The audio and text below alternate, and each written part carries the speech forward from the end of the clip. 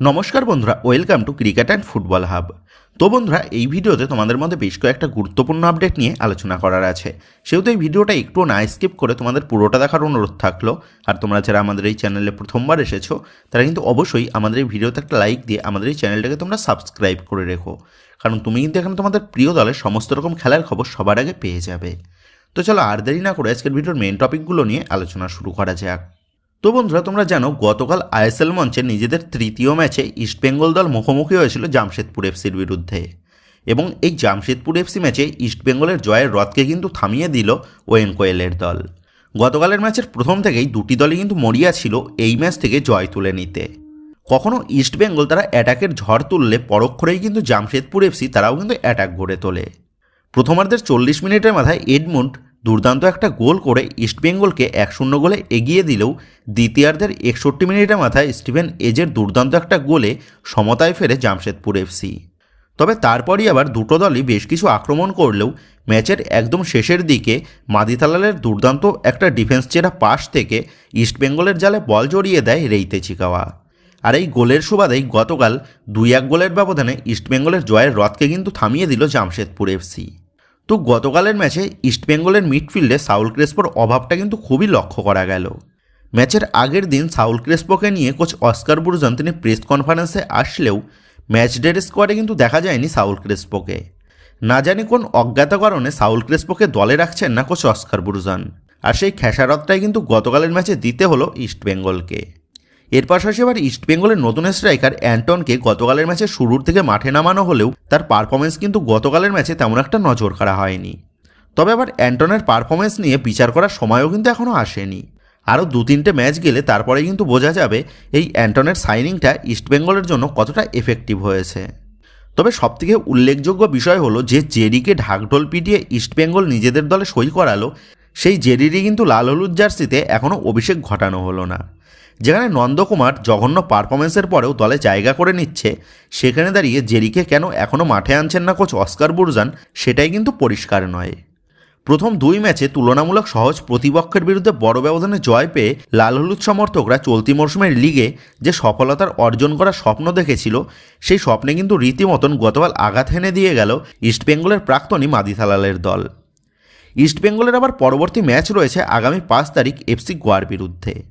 যে এফসি গোয়া তারাও কিন্তু লিগে দুর্দান্তভাবে শুরু করেছে। সেক্ষেত্রে এফসি গোয়া ম্যাচেও যদি ইস্টবেঙ্গলকে হারের সম্মুখীন হতে হয়, সেক্ষেত্রে কিন্তু এই শর্ট টাইমের লিগে বেশ খানিকটা সমস্যার মুখে পড়তে হবে লাল হলুদ ব্রিগেডকে।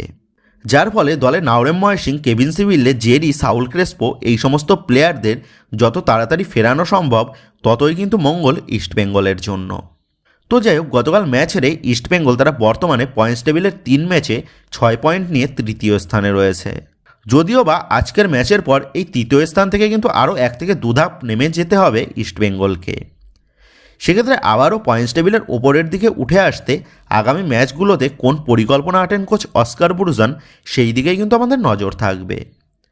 তো যাই হোক, গতকাল ম্যাচ হারের পর ইস্টবেঙ্গল শীর্ষকর্তা নিতুবাবুকে আবারও কিন্তু দেখা গেল নিজের পুরনো ছন্দে ফিরতে, অর্থাৎ গত মরশুমগুলোর মতনই এক্সকিউজের ঝুড়ি নিয়ে বসে পড়তে।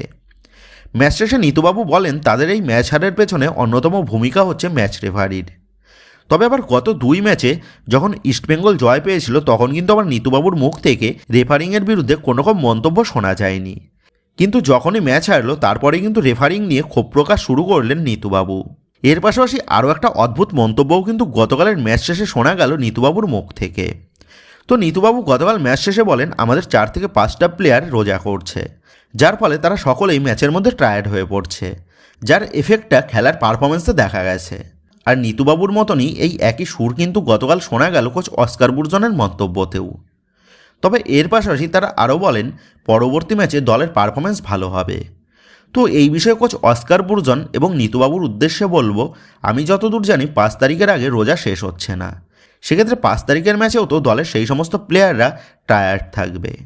আর এমনও নয় যে শুধুমাত্র ইস্টবেঙ্গল দলেই মুসলিম প্লেয়াররা রয়েছে যারা রোজায় রয়েছে। আইএসএলের প্রায় প্রতিটা দলেই একাধিক মুসলিম ছেলেরা খেলছে, যারাও কিন্তু প্রতিনিয়ত রোজা রাখছে। সেক্ষেত্রে কোচ অস্কার বুরজন এবং নিতুবাবুর করা এই মন্তব্যটা যে যথেষ্ট বোকা এবং অজুহাতপূর্ণ তা কিন্তু বলাই যায়। তো যাই হোক, আমরা সকলেই আশা করব গতকালের ম্যাচ হেরে ইস্টবেঙ্গলের যে ছন্দপতনটা ঘটল সেই ছন্দটা যেন আবারও আগামী ম্যাচে ফিরে পায় লাল হলুদ ব্রিগেড এবং পরবর্তী ম্যাচে এফসি গোয়াকে হারিয়ে আবারও পয়েন্টস টেবিলের ওপরের দিকে উঠে আসতে পারে অস্কার বাহিনী।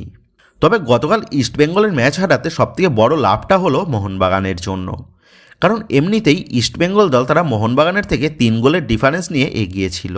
সেক্ষেত্রে যদি গতকাল ইস্টবেঙ্গল আরও 1 থেকে 2 গোলের ব্যবধানে ম্যাচ জিতে যেত তাহলে কিন্তু ইস্টবেঙ্গলকে ধরাটা মোহনবাগানের জন্য বেশ খানিকটা কষ্টকর হয়ে যেত, যার কারণে ইস্টবেঙ্গল গতকাল ম্যাচ হারের ফলে মোহনবাগান যদি আজকের ম্যাচ থেকে জয় তুলে নিতে পারে তাহলেই কিন্তু ইস্টবেঙ্গলের থেকে পয়েন্টস বেশি নিয়ে মোহনবাগান তারা অনায়াসেই ইস্টবেঙ্গলকে পেছনে ফেলে দিতে পারবে।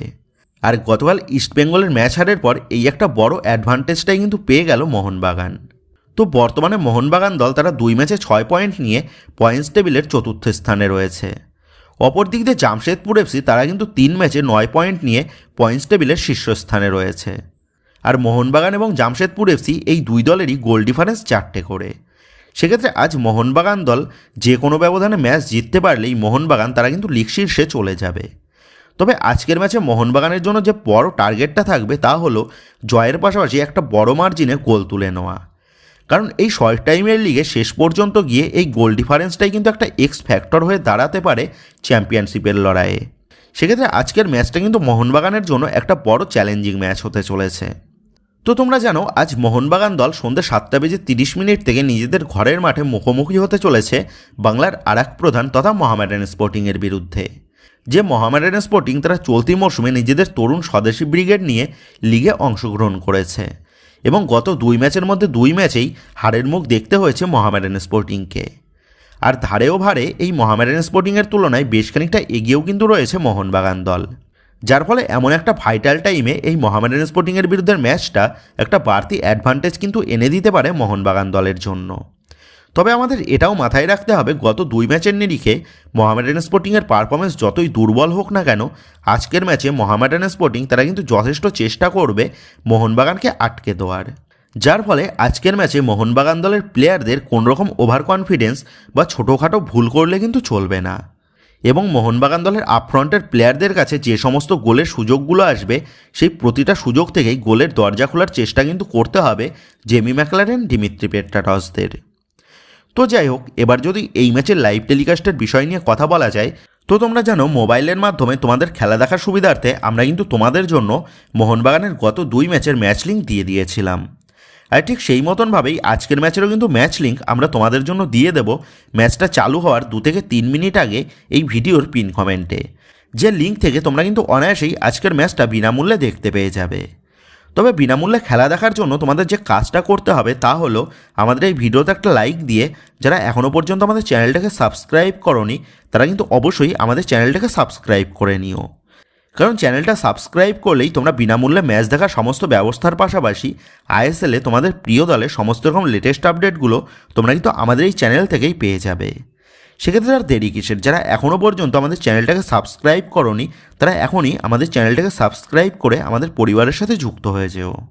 তো যাই হোক, এবার যদি আজকের এই হাই ভোল্টেজ ম্যাচের জন্য 2 দলের সম্ভাব্য একাদশ নিয়ে কথা বলা যায় সেক্ষেত্রে সর্বপ্রথম মোহামেডান স্পোর্টিংয়ের লাইন আপ নিয়ে কথা বললে কোচ মেহরাজউদ্দিন তিনি কিন্তু আজকের ম্যাচের জন্য 4-3-3 এই ফরমেশনটা ইউজ করতে চলেছেন, যেখানে দলের গোলকিপারের ভূমিকায় দেখা যাবে শুভজিৎকে। দলের 4 ডিফেন্সের মধ্যে 2 সাইড ব্যাক পজিশনে দেখা যাবে হীরামণ্ডলের সাথে দীনেশ মিথাইকে, আর দলের জোড়া সেন্টার ব্যাকের ভূমিকাতে থাকবে সাজাদ হোসেনের সাথে গৌরব বোরা। দলের 3 মিডফিল্ডার হিসেবে দেখা যাবে অমরজিৎ সিং কিয়ামের সাথে মাহিতোষ এবং রেগের গুইকে। আপফ্রন্টের 2 উইঙ্গার হিসাবে থাকবে ফানাই এবং অ্যাডিসন, আর দলের স্ট্রাইকার হিসাবে দেখা যাবে ইসরাফিল অথবা লাল থাংমাকে। সো এইরকমই প্লেইং 11 নিয়ে আজ কিন্তু মোহনবাগানের বিরুদ্ধে মাঠে নামতে দেখা যাবে মোহামেডান স্পোর্টিংকে।